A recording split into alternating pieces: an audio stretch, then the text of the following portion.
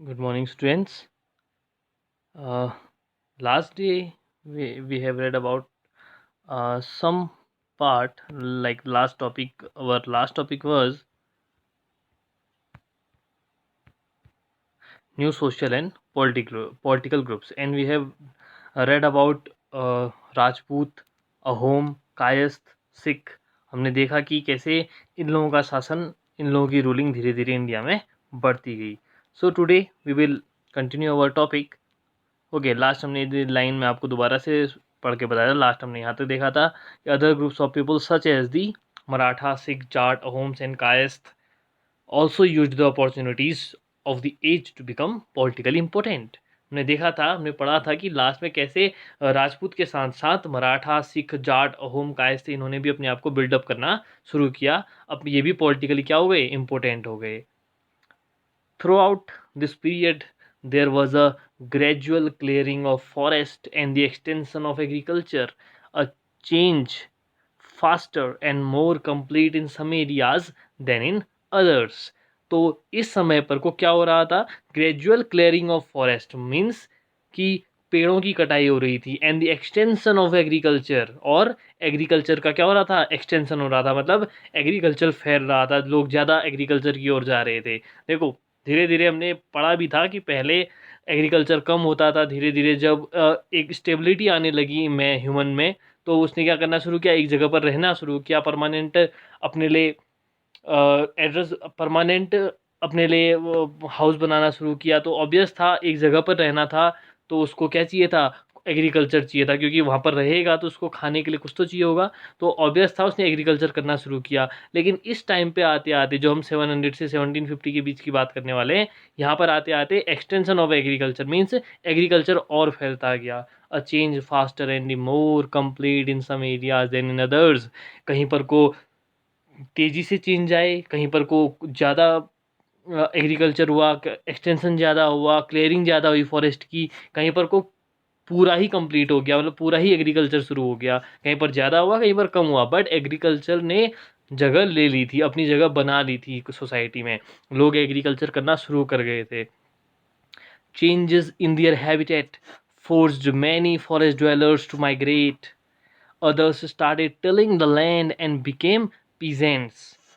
These new peasants groups gradually began to be influenced by regional markets, chieftains, priests, monasteries, and temples. They became part of a large complex societies and were required to pay taxes and offer goods and services to local lords. As a result, significant economic and social differences emerged amongst peasants. Some possessed more productive land, others also kept cattle. Some combined artisanal work with agricultural activity during the lean season. As society became more differentiated, people were grouped into jatis or subcaste and ranked on the basis of their backgrounds and their occupations. Ranks were not fixed permanently and varied according to the power, influence, and resource controlled by member of the jati. The status of the same jati could vary from area to area. Now, what does it mean? It means जब उन्होंने agriculture शुरू किया तो बहुत सारे लोग habitat की वजह से वहाँ से क्या हुए, माइग्रेट कर गए. अब ऑब्वियस था, एक पर्टिकुलर प्लेस में जैसे कुछ लोग रहते हैं और वहाँ से अगर वो माइग्रेट कर गए तो ऑब्वियस था उस प्लेस को कवर करने के लिए वहाँ पर को कोई सी और ने आना था. तो वहाँ पर को अब जो लोग थे, कुछ लोग चले गए, जो बचे उन्होंने क्या किया, other started tilling the land. उन्होंने अब उस लैंड को बनाना शुरू कर दिया, टिलिंग शुरू कर दी, यानी कि खुदाई शुरू कर दी. एंड बिकेम पीजेंट्स, और क्या बन गए, पीजेंट बन गए, किसान बन गए. These new peasant group gradually began to be influenced by regional markets. और ये जो पीजेंट्स का ग्रुप था, धीरे धीरे ये, इनको कौन इन्फ्लुएंस करने लगा, regional market, chieftains, priest, monastery and temples. तो धीरे धीरे क्या हुआ कि ये जो पीजेंट्स थे, ये एक लार्ज कॉम्प्लेक्स सोसाइटी का हिस्सा बन गए, क्योंकि ऑब्वियस था, मार्केट्स थे, चिफ्टियंस थे, प्रीस्ट थे, मोनेस्ट्री थे, टेम्पल्स थे, ये सब इनको क्या करने लगे, इन्फ्लुएंस करने लगे. अब इन्फ्लुएंस किस सेंस में करने लगे, ये समझना पड़ेगा. They became part of large complex society and were required to pay taxes and offer goods and service to local lords. तो ये जैसे लार्ज कॉम्प्लेक्स सोसाइटी का हिस्सा बन गए, तो अब इन्होंने क्या करना पड़ा, टैक्स पे करना पड़ा, ठीक है, और जो लोकल लॉर्ड्स हैं उनको सर्विस देनी पड़ी. As a result, significant economic and social differences emerge amongst peasants. अब खुद ही समझो dear, what was the phenomena of that time? क्या फिनोमिना रहा होगा उस समय पे कि कुछ लोग किसान हैं. आप खुद समझ सकते हो कि अगर पीजेंट्स होंगे तो ऑब्वियस था, ये तो आप आज की डेट में भी इस बात को समझ सकते हो कि पीजेंट्स हैं तो ऑब्वियस है किसी के पास ज़्यादा लैंड होगा, किसी के पास कम लैंड होगा. तो धीरे धीरे जब ये चीज़ बढ़ रही है, कोई ज़्यादा टैक्स दे रहा होगा, कोई कम टैक्स दे रहा होगा, तो इससे क्या हुआ होगा,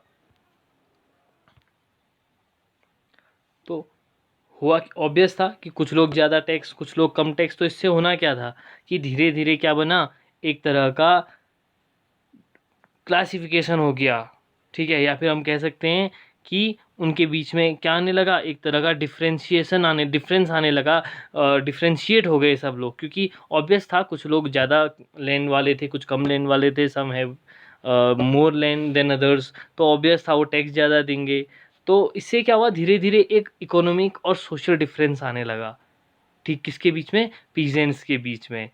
सम possessed more productive land, others also kept cattle. कुछ लोगों के पास प्रोडक्टिव लैंड था, कुछ लोग कैटल रखते थे, ठीक है. And some combined artisanal work with agriculture activity during the lean season. कुछ लोग आर्टिसनल वर्क करते थे, जिस टाइम पे लीन सीजन होता था, जिस टाइम पे सीजन नहीं था, ऑफ सीजन था, तो उस टाइम पे कुछ और काम कर लेते थे. As society became more differentiated. ऐसे क्या हुआ, सोसाइटी ज़्यादा डिफ्रेंशिएट हो गई, ज़्यादा लोगों के बीच में एक तरह से डिस्क्रिमिनेशन शुरू हो गया. ऑब्वियस था डियर, जहाँ पर कोई डिफरेंस होगा वहाँ पर कोई डिस्क्रिमिनेशन होगा.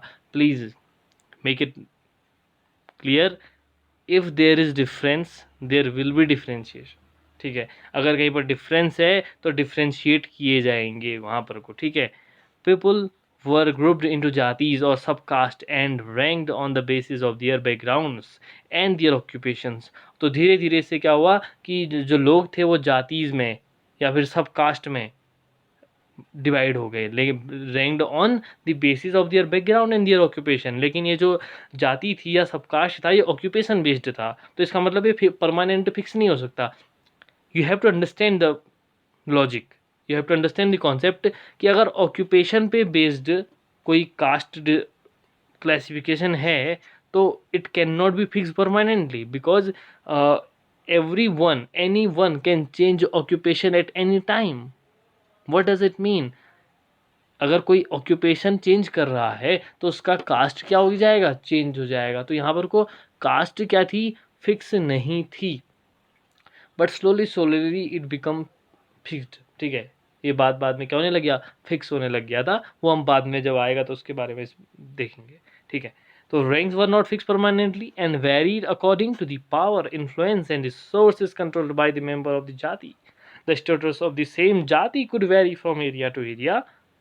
व्हाट इट सेज कि जो जाति थी वो तो परमानेंट थी नहीं, वो तो डिपेंड थी किस पे, ऑक्यूपेशन पे. इट मीन्स कि जो पावर था, इन्फ्लुएंस था, रिसोर्स था, वो डिपेंड करता था कि अब कोई भी जिस जाति के पास ज़्यादा पावर है, इन्फ्लुएंस है, तो उसका रैंक ज़्यादा है, ठीक है, रैंक उसका बड़ा है. और हो जिसके पास नहीं है तो उसका रैंक कम है. But the status of the same jati could vary from area to area. It means कि एरिया, अगर एरिया चेंज हो रहा है तो हो सकता है जिस कास्ट की बात हम यहाँ पर कर रहे हैं इस एरिया में, हो सकता है वो किसी दूसरे हिस्से में उस कास्ट की स्टेटस अच्छा हो या उस कास्ट का स्टेटस क्या हो, थोड़ा लो हो. It is possible. Jatis framed their own rules and regulations to manage the conduct of their members. These regulations were enforced by an assembly of elders, described in some areas as the Jati Panchayat, but Jatis were also required to follow the rules of their villages.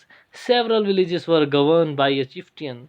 Together they were only one small unit of a state.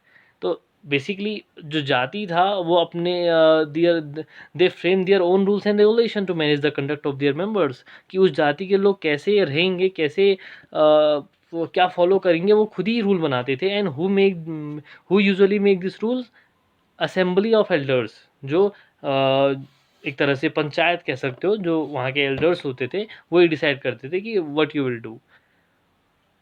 But jatis were also required to follow the rules of their village. But उन जाति को तो अपने village के rules को ही follow करना पड़ता था ना. So several villages were govern by a chieftain. Together they were one only small unit of state. जो बहुत सारे विलेजेस थे वो एक चिफ्टियन गवर्न करता था. Together they were only one small unit of state. और वो सारे मिलके एक सिंपल सी एक यूनिट थी स्टेट के. मतलब यहाँ पर कोई जाति बहुत बड़ा हिस्सा नहीं था. इस बात को समझना, ये छोटी मोटी एक तरह की यूनिट थी किसी स्टेट की. अब खुद ही सोचिए, एक जाति का member of a any caste, he has to और she has to follow the rules of their own jati, and he और she has to follow the rules of their village also. तो यहाँ पर को कभी कभी क्या होते थे, कॉन्ट्रडिक्शंस बनते थे.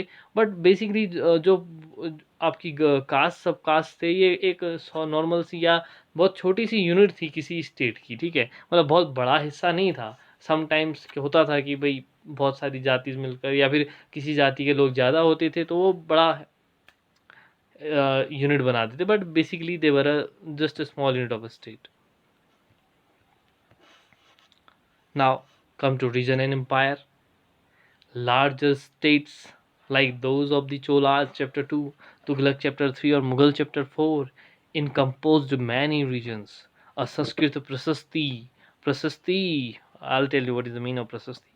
See chapter 2 for an example of a Prasasti praising the Delhi Sultan Ghiyasuddin Balban explained that he was the ruler of vast empire that stretched from Bengal God in the east to Gajan in Afghanistan in the west, and included all of the South India. Dravid people of different regions, Gaud, Andhra, Kerala, Karnataka, Maharashtra, and Gujarat, apparently fled before his armies. Historians regard these as exaggerated claims of conquest. At the same time, they try to understand why rulers kept claiming to have control over different parts of the subcontinent. So, you will read about Cholas in chapter 2, about Tughlaqs in chapter 3, or about Mughals in chapter 4. They encompassed many regions, means they had included many of the regions. A Sanskrit Prasasti means where we praise only, we just praise, means मान लो कि किसी बारे एक book लिखी जा रही है about anyone, तो उसमें हम सिर्फ उनकी प्रेजिंग कर रहे हैं, सिर्फ प्रेज कर रहे हैं, बट तारीफ कर रहे हैं, भाई ऐसा था ये, means he was like that, he was like this, मतलब पूरी प्रेज ही कर रहे हैं. तो वो क्या होता है, प्रशस्ति उसको कहते हैं. Prashasti it means praising. Okay, so praising the Delhi sultan Ghiyasuddin Balban, इसके बारे में एक प्रशस्ति जो लिखी गई उसमें लिखा गया था कि गयासुद्दीन बलबन के पास इतना बड़ा एम्पायर था, जो वेस्ट में गौड़ से लेके ईस्ट ईस्ट में आपका गौड़ बंगाल से लेके आपका गजनी अफगानिस्तान वेस्ट तक था, और साउथ इंडिया में पूरा साउथ इंडिया इंक्लूड करता था, द्रविड़ हिस्सा.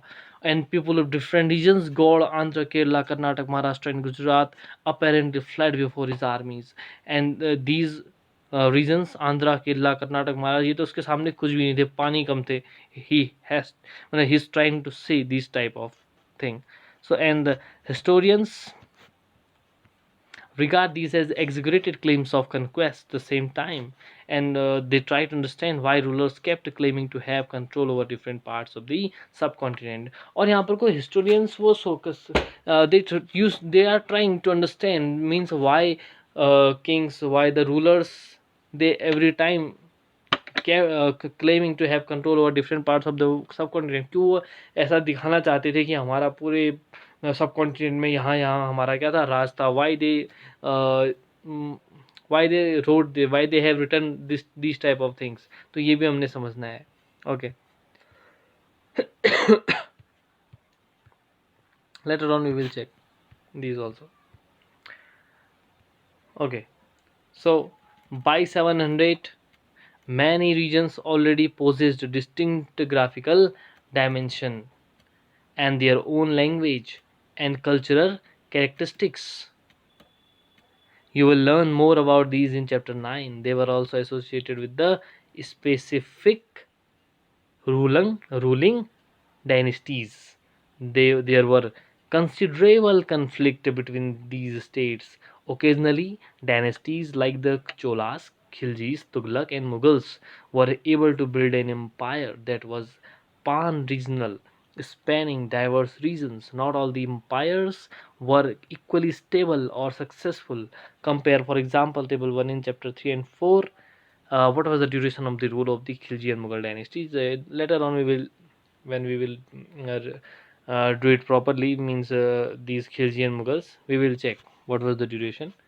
ओके, सो 700 के बाद जो हुआ, आपके ज़्यादातर जो आपके रीजन्स थे उनके जियोग्राफिकल डायमेंशन फिक्स हो चुके थे कि भाई हाँ, इसके पास इतना डायमेंशन है, इतने हिस्से तक इसकी रूलिंग है, ये सब था, फिक्स था। And their own language and cultural characteristics, ये भी फिक्स हो चुका था, और ये हमको चैप्टर 9 में देखने को मिलेगा, ठीक है।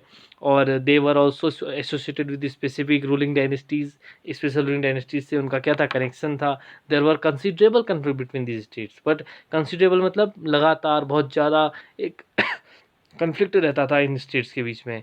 Dynasties like the Chola, Khalji, Tughlaq, Mughal were able to build an empire that was pan regional spanning diverse regions. और इसमें चोलास थे, जो खिलजी थे, तुगलक थे, मुगल्स थे, ये कामयाब हुए। Means they were able to build an empire that was pan regional spanning diverse regions. और इन लोगों का जो अपना एम्पायर था वो काफ़ी सक्सेसफुल रहा, उन्होंने काफ़ी इसको बिल्डअप किया, ठीक है। वहाँ पर को आपको डाइवर्स रीजन भी देखने को मिलेंगे। Not all these empires were equally stable और सक्सेसफुल, लेकिन सारे के सारे क्या थे, इक्वली स्टेबल नहीं थे। किसी की कोई कम ड्यूरेशन तक किसी राज किया, किसी ने ज़्यादा ड्यूरेशन तक राज, ये later on we will check these things. Okay, जब इसके बारे में मुगल, तुगलक, चोला, खिलजी के बारे में जब नेक्स्ट चैप्टर्स आएंगे तो वहाँ पर को हम इसको बहुत डीप तरीके से देखेंगे, अच्छे से समझेंगे कि किसका कितना टेन्योर था, कौन कौन से रूलर्स थे, उन्होंने क्या स्पेशल काम किया। So we will check each and everything, don't worry about it. When the Mughal Empire declined in the 18th century, it led to re-emergence of regional states. But years of imperial pan-regional rule had altered the character of the regions. Across most of the subcontinent, the regions were left with the legacies of the big and small states that had ruled over them. This was apparent in the emergence of many distinct and shared traditions in the realms of governance, the management of the economy, allied cultures, and language. Through the 1,000 years between 700 and 1750, the character of the different regions did not grow in isolation. These regions felt the impact of larger pan-regional forces of integration without ever quite losing their distinctiveness. So, when the Mughal Empire declined in the 18th century, it led to the re-emergence of regional states. Okay, so अभी आप इसको next class में देखेंगे। You will read this chapter, means how Mughal empire declined, ठीक है, उसके what was the reasons and who was the responsible. तो ये सब चीज़ें आप क्लास 8th में जब second chapter, third chapter in history you will read about this. So right now, what it says, when the Mughal Empire declined in the 18th century, basically 1707, means 1707, जब when Aurangzeb died. Later on it has started decline. Okay, so when the Mughal Empire declined in the 18th century, it led to the re-emergence of regional states. मैं जैसे ही decline होने लगा तो जो छोटे छोटे regional states थे ये फिर से इमरजेंस होने लगे। हमने कहा ना कि इससे पहले क्या हो रहा था कि हालांकि there were many dynasties, many regional states, but हुआ क्या कि कुछ जो पावरफुल स्टेट्स थे उन्होंने खुद को बिल्डअप किया, तो वो जो छोटे छोटे आपके रीजनल स्टेट्स थे वो दब गए, ठीक है, वो दब गए। तो लेकिन जैसे ही मुगल एम्पायर बहुत बड़ा एम्पायर था वो डिक्लाइन हुआ तो छोटे छोटे रीजनल स्टेट्स क्या थे, उनका इमरजेंस दोबारा से, वो रीइमर्जेंस मतलब दोबारा से वो एग्जिस्टेंस में आ गए। But years of imperial pan-regional rule had altered the characters of the region. Across most of the subcontinent, the regions were left with the legacies of the big and small states that had ruled over them. So, what it says, that years of imperial पान regional rule had altered the characters of the regions. तो बहुत सारा जो इनका impose हुआ, जो बड़े characters यहाँ पर थे, मुगल्स थे, उनकी वजह से इनकी जो कैरेक्टर था वो यहाँ पर कुछ चेंज हो गया था। Across most of the subcontinent the region were left with the legacy of the big and small states that had ruled over them. और कुछ लोगों के पास तो उन्हीं की लेगेसीज बच गई थी, मतलब उन्हीं के द्वारा जो उनका जो अपना नेचर था, वो जो चला रहे थे, जैसे रूलिंग कर रहे थे, वो भी उसमें ढल चुके थे, वो उसी की लेगेसी बच चुकी थी। This was apparent in the emergence of many distinct and share traditions. तो यहाँ पर को हमको दिखता है, this was apparent in the emergence of many district and share traditions in the regimes of governance, the management of the economy, allied cultures and language. Okay, so this was apparent the emergence of many distinct and share traditions. ये हमको उसके जो आपके share traditions थे, emergence हुआ, उसमें दिखता है कि अलग अलग उनका आपका ट्रेडिशन था, लेकिन ये था कि जो बड़े एम्पायर थे उनकी वजह से उसमें थोड़ा उनका भी नेचर बदल गया था, लेकिन कुछ कुछ कहीं कहीं पर को उनका समान था, सेम था। Like the management of the economy, allied cultures and language, ये क्योंकि ट्रेडिशन तो शेयर किए हुए थे, मीन्स कुछ चीज़ें सेम थी, कुछ चीज़ें डिफरेंट थी। इकोनॉमी का तरीका कहीं पर को सेम था, कहीं पर को चेंज था, कल्चर सेम थे या फिर चेंज थे। एंड लैंग्वेज, ये भी कहीं पर को किन्हीं की सेम थी, किन्हीं की अलग थी। Through the 1000 years between 700 1750 the characters of the different regions did not grow in isolation। ये 700 1750 के बीच में जो अलग अलग रीजन्स थे, आइसोलेशन में ग्रो तो नहीं हुए, क्योंकि सब एक दूसरे से ट्रेडिशन शेयर करते थे। These regions felt the impact of larger pan-regional forces of integration without ever quite losing their distinctiveness। These regions felt the impact of the larger pan-regional forces of integration without ever quite losing their distinctiveness। Means ये जो छोटे छोटे regional states थे, regional forces थे, इन ये जो छोटे छोटे रीजन्स थे, इन पे ऊपर जो बड़े रीजनल फोर्सेस थे उनका इफेक्ट तो आया, लेकिन इनकी जो अपनी डिस्टिंक्टिवनेस थी वो आपकी क्या थी, वो बनी रही, वो वहाँ पर को उसमें कोई चेंज नहीं आया। जो उनकी मेन कैरेक्टरिस्टिक थे वो तो रहे, लेकिन हाँ, उन पे जो बड़े एम्पायर्स थे उनका इफेक्ट भी पड़ा, लेकिन अपनी जो उनके कैरेक्टरिस्टिक्स थे उन्होंने नहीं खोए। इसीलिए यही तो वजह थी कि जैसे ही when Mughal emperor declined, the again reemergence of regional states, it has come to into existence. It means कि उन्होंने अपना कैरेक्टरिस्टिक तो नहीं खोया था। तो जैसे ही आप देखेंगे, आप अभी इसमें नेक्स्ट क्लास में देखेंगे कि जैसे ही मुगल डिक्लाइन शुरू हुआ 1707 death of Aurangzeb, after death of Aurangzeb, तो आप देखेंगे कि कैसे जो छोटे छोटे रीजनल स्टेट्स थे, रीजनल डायनेस्टीज थे, वो वहाँ पर को बाहर आने लगे, क्योंकि उन्होंने अपना कैरेक्टरिस्टिक तो नहीं खोया था। उस टाइम तो मुगल एम्परर काफ़ी प्रेशर में था, काफ़ी फोर्सफुल था, तो उन्होंने उनको दबा दिया, बट जैसे ही वहाँ कमज़ोर पड़े तो दोबारा से ये एग्जिस्टेंस में आ गए। Old and new regions, the 1000 years of history that we are exploring witnessed major developments in religious traditions.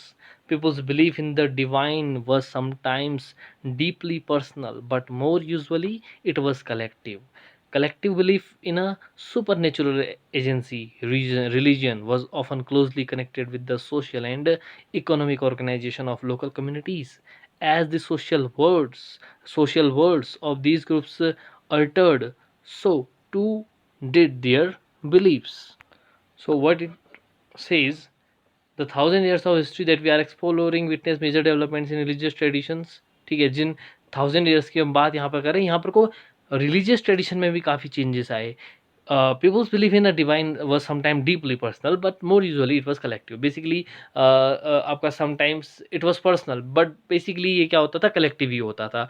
कहीं कहीं पर को पर्सनल भी divine believe in the personal divine, but sometime it was usually it was collective। Basically होता क्या था कि कहीं कहीं पर वो पर्सनल लेवल पर भी लोगों का आस्था रहती थी, डिवाइन मीन्स उनका अपना पर्सनल किसी पे वो बिलीव करते थे, बट बेसिकली यूजुअली वो क्या रहता है, कलेक्टिव। जैसे कलेक्टिव आप देखेंगे वर्शिप होती है, ठीक है, तो वो एक तरह का क्या है, कलेक्टिव, कुछ लोग मिलकर एक ही पर्टिकुलर गॉड पे क्या कर रहे हैं, बिलीव कर रहे हैं। ऐसा भी होता था कहीं पर, वो पर्सनल बिलीव भी होता था, बट यूजुअली क्या होता था, कलेक्टिव ही होता था। Collective belief in a supernatural agency, religion was often closely connected with the social and economic organization of local communities। But ये जो रिलीजन्स थे, ये सोशली और इकोनॉमिक लेवल में कनेक्टेड हुए थे। कैसे कनेक्टेड थे? इट मीन्स कि जो सोशल और इकोनॉमिक ऑर्गेनाइजेशंस हैं किसके, लोकल कम्युनिटीज़ के, तो उससे ये कनेक्टेड रहते थे। कहने का मतलब है कि अगर इकोनॉमिक स्टेटस चेंज हो रहा है या फिर आपका सोशल स्टेटस चेंज हो रहा है, तो ये क्या हो जाते थे, चेंज हो जाते थे। तो इस बात को समझना पड़ेगा कि अगर सोशल वर्ल्ड चेंज हो रहा है तो बिलीफ में भी क्या हो जाता था, चेंजेस आ जाते थे। कहने का मतलब है कि जिस बिलीफ पे हम जिस पे को भी हम मान रहे हैं, वो सोशल और इकोनॉमिक ऑर्गेनाइजेशन की वजह से क्या हो रहा है, इन्फ्लुएंस में आ रहा है। अगर किसी का और इकोनॉमिक स्टेटस चेंज होता है तो वहाँ पर को क्या होगा कि बिलीफ भी it will change, and social status is changing तो बिलीफ विल ऑल्सो चेंज। तो इसका मतलब जितने भी हमारे रिलीजन्स हैं या फिर नए या पुराने, ये किसकी वजह से चेंज हो रहे थे, social and economic organisation of local communities. अगर ये चेंज हो रहा था तो रिलीजन भी चेंज हो जा रहे थे। It was during the it was during this period that important changes occurred in what we call Hinduism today. These included the worship of new deities, the construction of temples by royalty, and the growing importance of the Brahmins, the priest, as dominant groups in society. और यही वो time है जहाँ पर कोई Hinduism में भी काफ़ी चेंजेस आए। मीन्स नए नए जो आजकल हम देखते हैं ना, हम बहुत सारे देवी देवताओं की पूजा करते हैं, तो ये वो समय है जहाँ पर वो नए नए देवी देवता भी किस में आने लगे, एग्जिस्टेंस में आने लगे। ठीक है, अब आप सोच रहे होंगे भाई देवी देवता भी एग्जिस्टेंस में कैसे आ सकते हैं, तो अभी देखेंगे हम धीरे धीरे। होता क्या था कि कभी कभी जो छोटे छोटे ट्राइब्स के लोग थे या छोटे छोटे कास्ट के लोग थे, जिनकी संख्या मीन्स छोटे caste means in the sense कि जिन जो माइनॉरिटी में थे, जिनकी संख्या कम थी, तो वो किसी पर्टिकुलर गॉड पे फेथ करते थे। धीरे धीरे वो गॉड का भी क्या नाम होने लगा, धीरे धीरे उनकी संख्या बढ़ने लगी, मेजोरिटी में आने लगे, तो उस फेथ को भी क्या हो गया, एक तरह का इम्पोर्टेंस मिल गई। तो धीरे धीरे उसको भी क्या मिलने लगा, नेम मिलने लगा। तो धीरे धीरे ऐसी जो आपके देवी देवता हैं, इनके भी नंबर ऑफ देवी देवता क्या होने लगे, बढ़ने लग गए, गॉड्स बढ़ने लग गए। और ऐसी टेम्पल्स भी लगातार बढ़े। ठीक है, the construction of temples by royalty and growing importance of Brahmans. और टेम्पल्स बढ़ने लगे तो ब्राह्मण्स का जो स्टेटस था वो भी चेंज हुआ, वो बढ़ने लगा। द प्रीस्ट है डोमिनेंट ग्रुप्स इन सोसाइटी, जो प्रीस्ट थे उन वो सोसाइटी में डोमिनेंट हो गए। ठीक है, their knowledge of Sanskrit text earned the Brahmins a lot of respect in society. Their dominant position was consolidated by the support of their patrons, new rulers searching for prestige. And Brahmins, why they got so importance? There is one reason. One of the reason means Sanskrit language. Only Brahmins, they know only Sanskrit knowledge. Still only they knows. Okay, uh, some sometime other also, but basically only they. So their dominant position was consolidated by the support of their patrons. और जो बड़े बड़े Kings होते थे, rulers होते थे, वो भी इनको क्या करते थे, सपोर्ट देते थे। तो धीरे धीरे ब्राह्मण्स का जो स्टेटस है वो सोसाइटी में क्या हुआ, बढ़ता चला गया।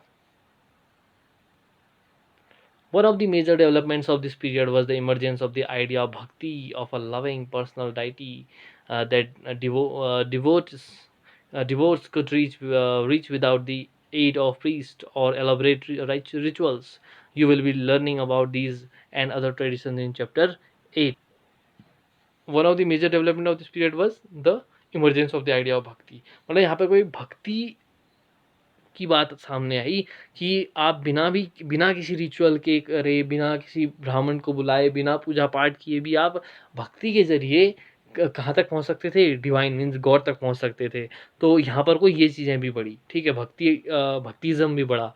अलग अलग लोगों ने अलग अलग लोगों को माना, फेथ हुआ, अब उनका अलग अपना फेथ था, बिलीफ था। तो वो भक्तिज़्म के ज़रिए उन्होंने ये चीज़ देखी कि आप बिना किसी बड़े रिचुअल के, बिना किसी का पूजा पाठ के भी क्या कर सकते हैं, आप गॉड तक पहुंच सकते हैं। तो ये चीज़ भी यहाँ पर को आनी शुरू हुई। तो इसके बारे में चैप्टर नंबर 8 में हम देखेंगे। This was also the period when new religions appeared in the subcontinent. Merchants and migrants first brought the teachings of the Holy Quran to India in the 7th century. Muslims regard the Quran as their holy book and accept the sovereignty of the one God, Allah, who whose love, mercy, and bounty embrace all those who believe in him without regard to social background. और यहीं पर यही वो समय था 700 का, 7th century का, जहाँ पर को नए रिलीजन्स भी इंडिया में देखने को मिले। फर्स्ट ऑफ ऑल मुस्लिम्स, ठीक है, जो उनका मेन जो होली बुक क्या था, कुरान था, वो सिर्फ एक ही बुक को मानते थे, एक ही गॉड को मानते थे, अल्लाह, ठीक है। लेकिन एक बात मैं आपको यहाँ पे बताना चाहूँगा कि means they came here, Muslim came to India for making, for spreading their, to spread their religion. वो चाहते थे कि इंडिया में जाएंगे, मुस्लिम रिलीजन को क्या करेंगे, फैलाएंगे, ठीक है। और इंडिया में ऑलरेडी हमने अभी पढ़ा, India was divided into caste, many caste, सब caste. They thought what we will do, we will collect the Hindus and we will provide them only one religion, it will be uh, Muslims, means Musalman. But what happened, कि Muslims divided into different caste and subcaste. It is a very interesting thing कि जो Muslims आए थे India में, उन्होंने ये सोचा था कि हम अपने रिलीजन को स्प्रेड करेंगे, कि हम लोगों से कहेंगे कि भाई, क्योंकि नया नया उस टाइम पे मुस्लिम जो रिलीजन है वो एग्जिस्टेंस में आया था, तो उन्होंने एक सोचा कि भाई क्यों नहीं हम अपना रिलीजन को स्प्रेड करें, क्यों हमारे रिलीजन में जो अच्छी बात है हम लोगों को बताएं, वो भी प्रमोट होंगे, हम उनको प्रमोट करेंगे उसको अडॉप्ट करने के लिए। और इंडिया तो उस समय पर आते आते इतने कास्ट सिस्टम में इतना खतरनाक फंस चुका था, या फिर कास्ट सिस्टम ने उसको इतना बुरी तरह से जकड़ लिया था कि मुस्लिम रिलीजन भी उस कास्ट सिस्टम से बच नहीं पाया। मुस्लिम आए तो थे इंडिया को, इंडिया के लोगों को क्या करने, अपने सोच रहे थे कि कन्वर्ट करेंगे हम अपना, बेसिकली कन्वर्ट करने पर यहाँ पर कोई नेगेटिव वे में नहीं देखेंगे हम ये सोचेंगे कि नया रिलीजन था तो उन्होंने सोचा कि इसको स्प्रेड करना चाहिए, हमारे उसमें जो अच्छी बातें हैं हम उसको लोगों को दिखाएं, ये सोच के चले। लेकिन हुआ क्या कि इंडिया इतना स्ट्रॉन्ग कास्ट सिस्टम था कि वो तो नहीं हुआ, उसमें तो कोई चेंज नहीं आए, उल्टा जो मुस्लिम रिलीजन था वो भी कास्ट सिस्टम में क्या आ गया, डिवाइड हो गया। तो it is a very interesting thing. And they Muslim regard the Quran as their holy book, वो अपनी कुरान को होली बुक मानते थे, ठीक है। Whose love mercy and bounty impress all those who believe in him without regard to social background, बिना social background के आप उसको अडॉप्ट कर सकते थे। लेकिन इंडिया तो सोशली बैकग्राउंड, उसमें आपका सोशल बैकग्राउंड बड़ा मायने रखता है, डिवाइडेड था, it was divided into many regions, many caste, सब कास्ट। बट मुस्लिम्स भी उससे क्या नहीं, बच नहीं पाए इस कास्ट डिवीज़न से, वो भी उनमें कास्ट डिवीज़न आ गया।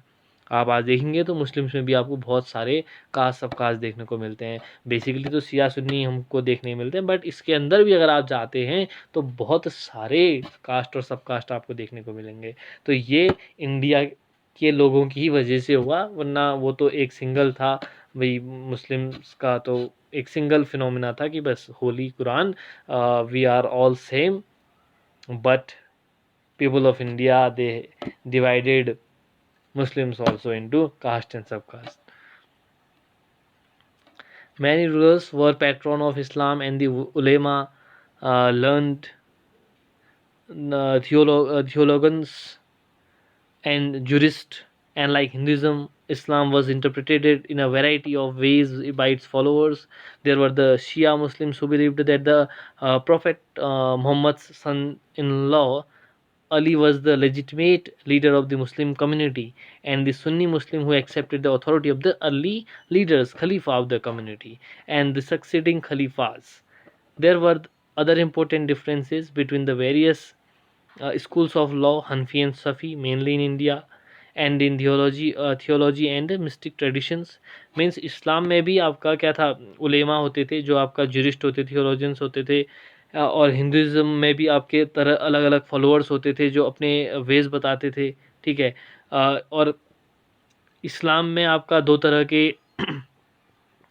वो थे, लोग थे, Shia Muslims and Sunni Muslims. Shia Muslim किसको बिलीव करते थे, जो prophet Mohammad son in law पे, एंड द अली जो था was the legitimate leader of Muslim community, and the Sunni Muslim who accepted the authority of the early leaders खलीफा of the community, and the succeeding खलीफा, और वो खलीफा पे क्या करते थे, दे बिलीव, और जो सक्सीडिंग खलीफा थे उन पे there were other important difference between the various schools of law. और वहाँ पे अलग अलग, और एक डिफरेंस ये भी था, हनफी और शफी जो उनका क्या था, एक तरह का बुक थी, लॉ बुक कह सकते हो, जिसमें इस्लाम के लॉज बताए गए हैं, उसमें भी चेंजेस आ जाते थे, ठीक है, and theology and mistake traditions. Now come to the last topic, thinking about time and historical periods. Historians do not see time just as a passing of hours, days or years, as a clock or a calendar. Time also reflects changes in the social and economic organizations, in the persistence and transformation of ideas and beliefs. The study of time is made somewhat easier by dividing the past into large segments, period that poses shared characteristics. Historians do not see time just as a passing of hours, days और years. Means वो historians जो हैं इस इसको सिर्फ time passing of hours, days और years में नहीं देखते, या फिर कलर क्लॉक और कैलेंडर में नहीं देखते, वो इसको क्या देखते हैं, changes in social and economic organisation, in the persistence and transformation of ideas and beliefs. The study of time is made somewhat easier by dividing the past into large segments, periods that possess shared characteristics. तो इसी को समझने के लिए इसको क्या कर दिया जाता है, कुछ पार्ट्स में क्या कर देते हैं, डिवाइड कर दिया जाता है, ठीक है। क्योंकि भाई बहुत सारे चेंजेस हुए, ठीक है, कहीं पर कुछ ज़्यादा चेंजेस हुए, और ये जो टाइम पीरियड है ये भी क्या है, बहुत बड़ा है, तो इसको ईजियर करने के लिए, ईजी करने के लिए we what we have done, we divided in history into some parts. In the middle of the 19th century, British historians divided the history of India into three periods: Hindu, Muslim, and British. The division was based on the idea of that the religion of rulers was the only important historical change, and that there were no other significant developments in the economy, society, or culture. Such a division also ignored the rich diversity of the subcontinent. जो 19th century में British historians थे, उन्होंने Indian history को किस में divide किया, हिंदू, मुस्लिम और British ने. उन्होंने सिर्फ रूलर्स को ध्यान में रखा, बट उन्होंने जो चेंजेस थे इकोनॉमी, सोसाइटी, कल्चर, उसको इग्नोर कर दिया. तो ये जो आपका डाइवर्सन है या डिवीज़न है सब कॉन्टिनेंट का, ये कुछ अच्छा डिवीज़न आप उसको नहीं कह सकते, क्योंकि इसमें जो लोग थे, कल्चर था, सोसाइटी थी, इसको क्या कर दिया, इग्नोर किया गया. Few historians follow this periodization today. Most look to economic and social factors to characterize the major elements of different movement of the past.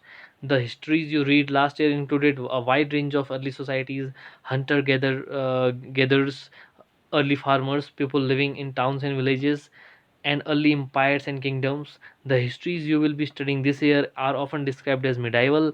You will find out more about the spread of peasant societies, the rise of regional and imperial state formations, sometime at the cost of pastoral and forest people, the development of Hinduism and Islam as major religion, and the arrival of European trading companies.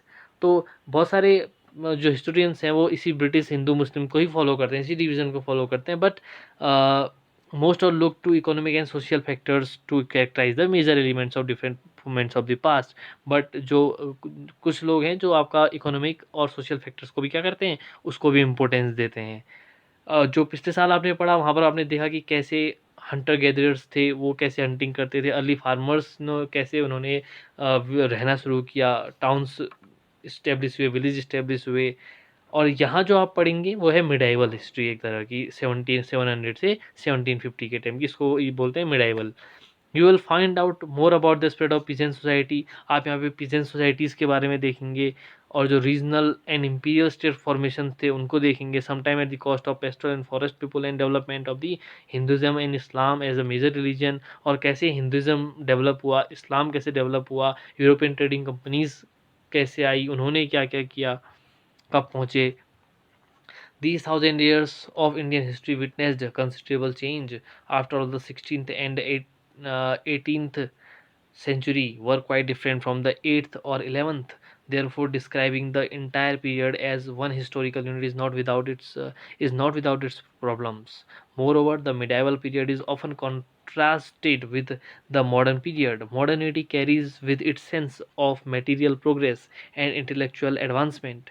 This seems to suggest that the medieval period was lacking in any change whatsoever. But of course, we know this was not a case. These 1000 years of Indian history witness considerable change. हम देखते हैं कि इस समय पे बहुत सारे changes हुए हैं. After all 16th century and 18th century is were quite different from the 8th and 11th century. ये तो डिफरेंट 16 और 18th is quite different from 8th and 11th.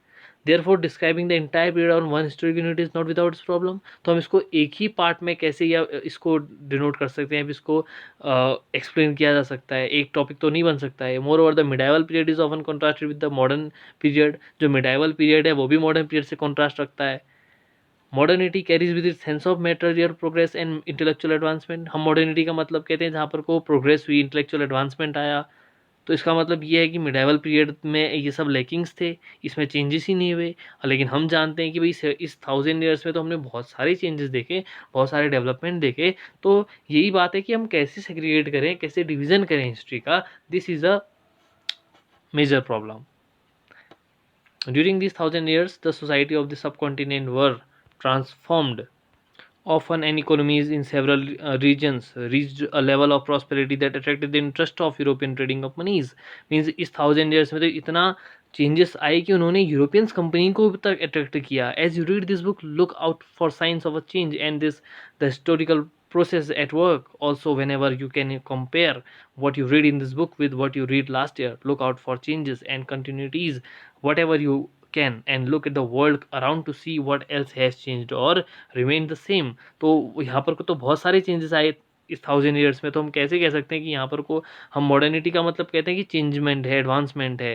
But इसका मतलब मिडाइवल में नहीं आए चेंजेस. लेकिन हम जानते हैं कि इन 1000 years में whatever we saw the changes means European companies आई. तो इसका मतलब कुछ तो चेंजेस रहे होंगे, कुछ तो अच्छी बातें रही होंगी कि यूरोपियन कंपनीज यहाँ आई. तो इसमें चैप्टर में आप जो पढ़ेंगे, इस बुक में आप जो पढ़ेंगे, you will just compare with the last year. Okay, so here और टॉपिक एंड्स. ओके, तो जो प्रॉब्लम्स होंगी आप उसको बताएंगे कि क्या इसमें समझ में नहीं आया. Okay, but in this book what in this chapter whatever you have done, whatever we have read we everything about each and everything we will read in the whole book. तो इस पूरे chapter में एक तरह से बता दिया है कि इस पूरी बुक में आप लोगों ने क्या पढ़ना है. ओके, बाकी फिर हम नेक्स्ट वीडियो में देखेंगे. Thank you.